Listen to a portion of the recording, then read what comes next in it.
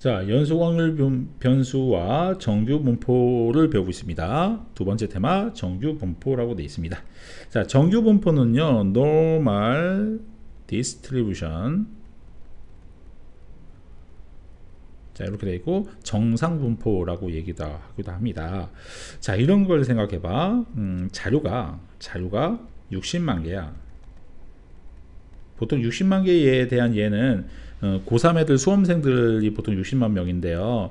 요즘에 많이 좀 줄어들어서 이제 그냥 50만이라고 한번 해볼까요? 자, 50만 명의 수학 점수, 수능 수학 점수가 있다고 생각해봐. 그러면 50만 개의 데이터를 가지고선 우리 평균도 구해요. 분산도 구하죠. 자, 이렇게 구합니다.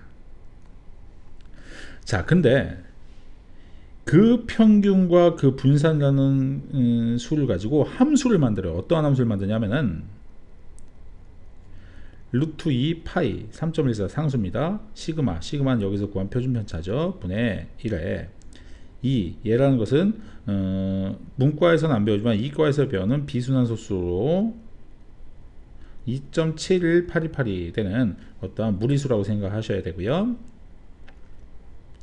마이너스 2 시그마 제곱분의 2 시그마도 더하기 저기 뭐야 다 표준편차의 제곱 분산되고요. 여기가 이제 드디어 x가 나오고 마이너스 평균을 뺀 것의 제곱. 그럼 이 자리가 지수 자리에 있는 겁니다. 지수.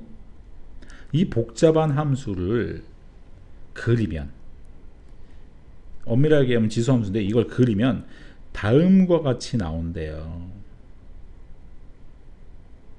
평균을 대입했을 때 이게 마이너스 때문에 이게 역수 잡히면서 가장 큰 놈이 돼요. 가분수였는데 역수 잡히면서 이게 평균을 대입했을 때 가장 작은 값이 나오니까 가장 큰 놈이 되고요.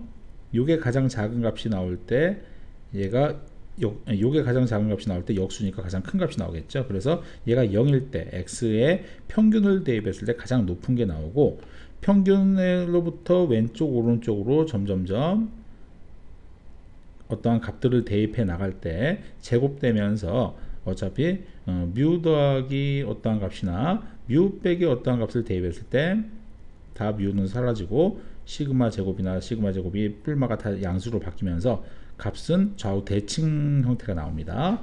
그리고 이 지수함수는 지수함수는 그래프가 이제 요런 거나 요런 거예요. 이제 문과에서는 좀 힘들 텐데 그러면 절대 0일 수가 없어요. 이 식은 절대 0일 수가 없고 항상 다 양수가 됩니다. 이것도 분모가 0일 수가 없죠.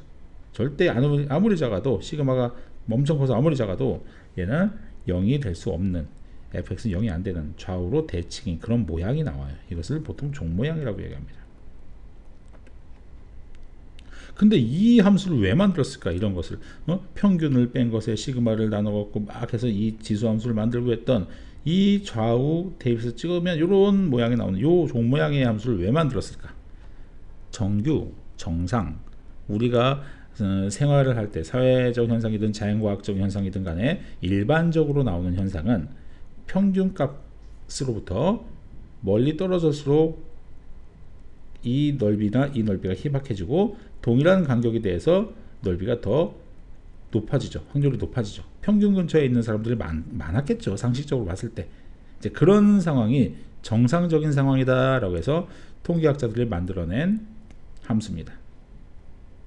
그래서 이거를 외울 필요는 없고요. 이제 평균과 분산이 주어지면 그것을 가지고 종모양을 만들 수 있는데 중요한 것은 정 가운데 값이 평균 값이 되는 거고요. 그리고 이제 요 표준 편차가 클수록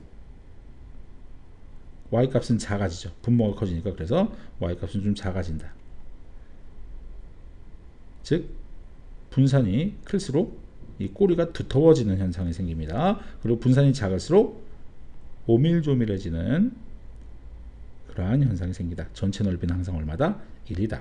이것도 확률 밀도 함수예요. 마이너스 무한대에서 무한대까지 저 함수를 적분하면 1 된다도 받아들이셔야 돼요. 그리고 얘는 점근선 처리가 되는데 이게 왜 그러냐면은 꽉 닫아. 예를 들어서 이제 뭐 이런 게 있어. 키를 조사해. 전 세계 성인 남자 대상으로 키를 조사하는데 뭐 3m 넘어가는 사람이 거의 없겠죠. 하지만 우리가 모르는 아주 이상한 섬의 그 원주민들은 3m가 넘는 사람이 있을 수도 있어요. 그래서 이 부분은 거의 희박한 확률이지만 그래도 여지를 둬야 된다. 아직 모른다. 하지만 마이너스 무한대에서 무한대까지 정근선이지만 실제로 전체 넓이는 1에 가까워진다라는 식으로 원천 봉쇄하죠. 오류에 대한 원천 봉쇄를 합니다. 자, 그래서 요 함수를 만들었어요.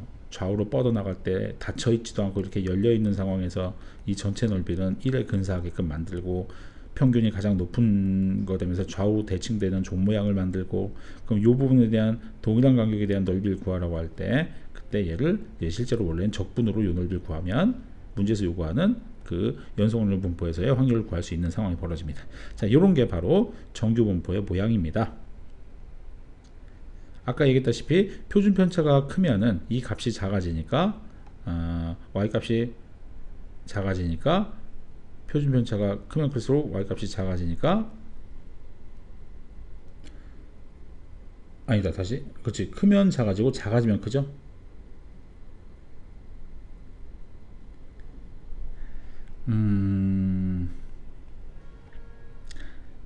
표준 편차가 크면 그러면 꼬리가 두터워지는 모양이 된다고 했죠. 근데 전체 넓이가 1 돼야 되기 때문에 이렇게 밑에는 다운되는 현상이 생기고요. 그죠? 똑같은 값에 대해서 이게 크면은 다운되지 않습니까? 그리고 이게 작으면 높아지죠. 그죠? 상대적으로. 그러면 전체 넓이가 1 돼야 되니까 여기 꼬리가 좀 얇아지는 그런 식으로 됩니다. 상식적으로 봤을 때 표준 편차가 작다는 얘기가 자료들이 많이 모여 있다는 얘기죠. 밀집되어 있다는 얘기죠. 평균 근처에 밀집되어 있겠죠. 이제 그런 식으로 상상하라는 얘기죠. 자, 그래서 여기 바로 그 연습을 하라는 얘기인데, 지금 정규 분포 n 노멀 디스트리뷰션의 약자고요. 앞에다 평균을 적어주고 뒤에다 분산을 적어줍니다. 보통 얘는 따른다 이런 기호를 쓰는데요. 정규 분포 어떠한 확률 변수 xa는 따른다 정규 분포를 뮤, 시그마 제곱을, 그리고 xb라는 확률 변수는 따른다 정규 분포를 평균 뮤 분산도 얘를 따른다 이렇게 얘기하고 있는 거죠. 자, 그러면 각각의 종 모양이 나올 텐데요. 보니까 그래프가 gx라는 확률 밀도 함수가 fx보다 오른쪽에 있죠. 자, 평균이 얘는 0인 거고요. 얘는 평균이 0보다 큰 양수인 거죠. 이쪽의 평균이 큰 겁니다. 이쪽 집단이 잘하는 거죠. 공구로 봤을 때는. 자, 두 집단은요 평균은 똑같아요. 하지만 꼬리가 두터운 놈이 분산이 큰 거죠. 산포도가 큰 거죠. XA가 더 표준 편차가 큰 겁니다. 분산이 큰 거니까 그놈의 양의 제곱근도 그놈이 큰 거죠. 이런 것들은 오밀조밀하게 모여 있어서 산포도가 작고 분산이 작은 겁니다. 그러니까 표준 편차도 작은 거죠. 상대적으로. 그래서 첨예한 종 모양은 두터운 종 모양보다는, 꼬리가 두터운 형태의 종 모양보다는 산포도가 작습니다. 산포도가 작다는 얘기는 분산이 작고, 분산이 작으면 자료가 오밀조밀 모여 있다는 얘기고, 표준 편차가 작다는 말도 같은 말로 해석이 됩니다. 분산의 양의 제곱근이 표준 편차이기 때문에 이건 표현일 뿐이지 뭐 그렇게 어려운 건 아닙니다. 그죠? 얘가 표준 편차가 작다, 얘가 표준 편차가 크다로 해석되는 겁니다. 이상.